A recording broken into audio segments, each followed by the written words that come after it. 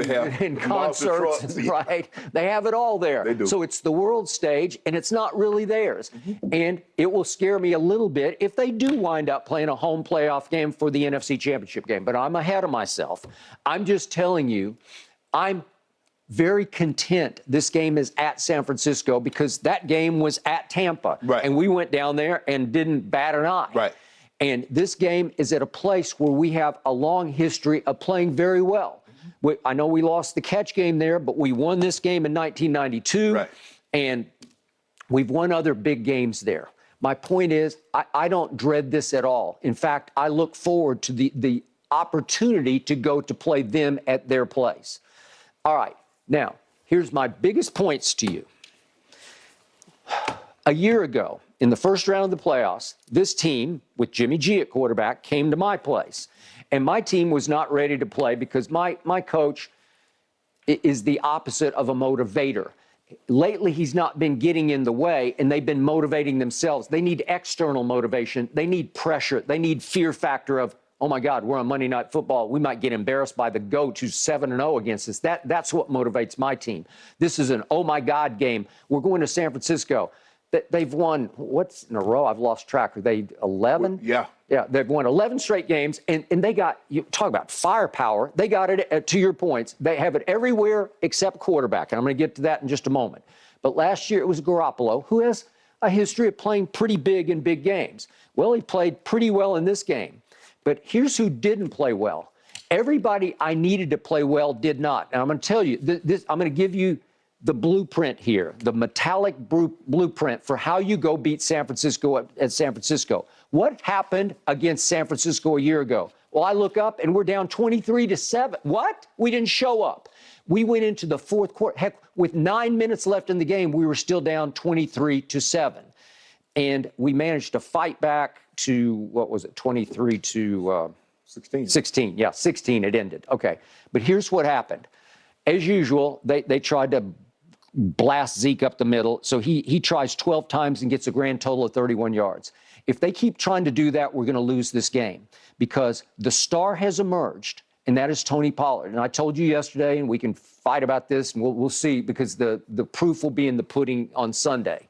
But I believe that Tony Pollard is a little better than Christian McCaffrey just because he's a little more explosive, because he's a little bit faster. So what did he do last year? Help me out. He was non-existent in the offense. He got four carries for 14 yards. Well, you can't do that or you're going to lose. And he caught, where is Tony Pollard? He caught 2 balls for a grand total of 12 yards. You can't do that or you're going to lose. What happened to CeeDee Lamb last year? Well, if you can explain this to me, you're way ahead of me because they threw him 5 balls, but they only got him 1 catch. It did go for 21 yards, but that's it. He got 1 ball for 21 yards in that game last year. Dalton Schultz. He caught 1 pass for 5 yards. Are you sure it was 21? That's what this says. 1 for 21. Okay. Okay. Well, I don't know. You thinking of another game, maybe? No, I thought it was just. I've got the box from last year. He's 1 for 21. Okay. Okay. But the point is, Dalton Schultz, he's the security blanket. He did what he usually does. He caught 7 balls for 89 yards. So that was good. But that's when in doubt, Dak just goes to 86, right? Yes.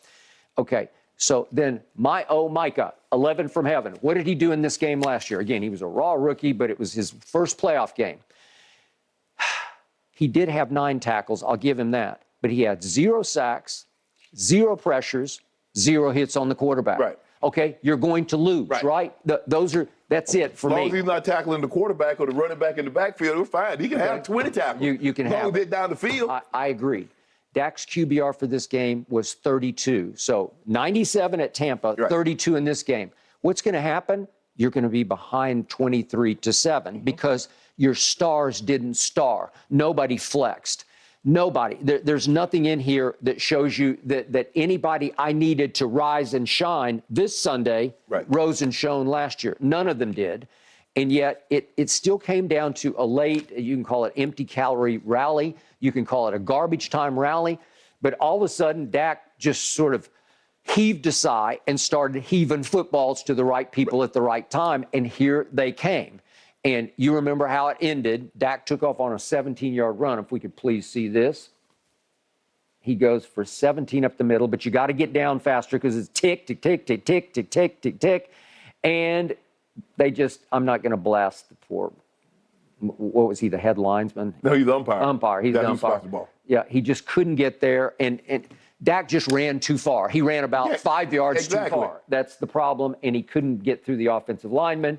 And we didn't get the snap off. So we got the ball down to the 24, and you could have had a mini Hail Mary heave to win, you could have the game. A good throw in the end zone. That's what I'm saying. You would have a shot that the umpire can't quite get through to get set. And it was very close. It was like a split second that they couldn't get it snapped, but they didn't get it snapped. So he didn't get the one throw that could have, and I told you the next day, that would have been a stolen game. You would have stole that because you didn't deserve to win it because of the numbers I just gave you. Okay, so Tony Pollard has to be put in the position to be a star. CeeDee Lamb has to be put in the position to be a star. Remember, big targets last year went to Amari Cooper, 10 targets, and Cedric Wilson got 10 targets. Well, they're gone, obviously. So now it has to be CD and Dalton Schultz and T.Y. Hilton. I've called him a godsend. Maybe I overstated it. Maybe I put too much pressure on him. But he's made 4 Pro Bowls. Dak already trusts him because you know and I know he's going to be where he's supposed to be when he's supposed to be there. But I think the biggest thing is, Skip, is that what Kyle Shanahan will do, he does a great job of putting – Trayvon Diggs doesn't like to tackle. Well, that's going to be a problem when you got Debo. That's going to be a problem when you play the 49ers because what do they do, Skip? They're so good run after the catch. Every last one of their receivers is outstanding at run after the catch. Debo might be one of the top 2 or 3 with run after the catch. All right. You look at the running game, the way they do it schematically. They put a lot of people in space. They do a lot of movement, and they're not afraid to hand the ball to Debo, Ayuk, Jennings. It does not matter. I agree. They'll even run the tight end around. They'll hand the ball to Kittle. Kittle is an extra offensive lineman when he's not going out for a pass. He's outstanding. Juszczyk is unbelievable at blocking. He is. And so now, what do?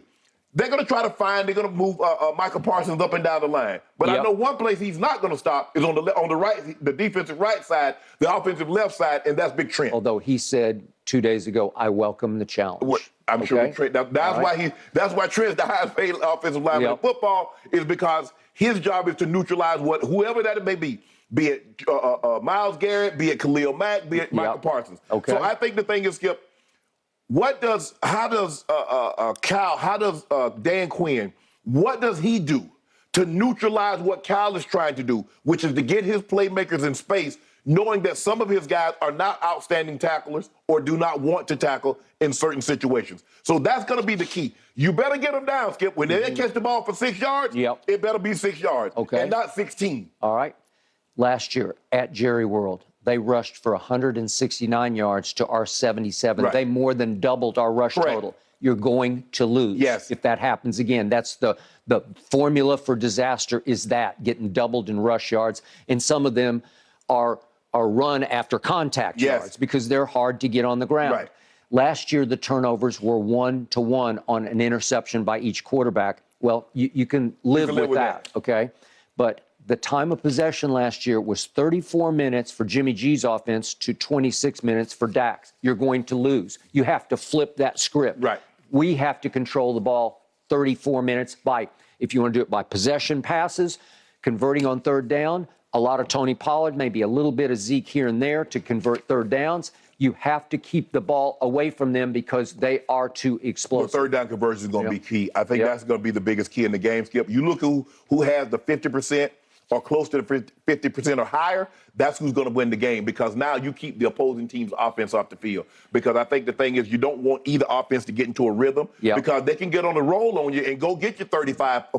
Because we saw what the Cowboys did, and we saw what the 49ers did against Seattle once they got going, Skip. They just, boom. The game was still like Seattle had a lead, and the next thing you know, boom, boom, boom, boom, and it's 41-17 at one point. I got it.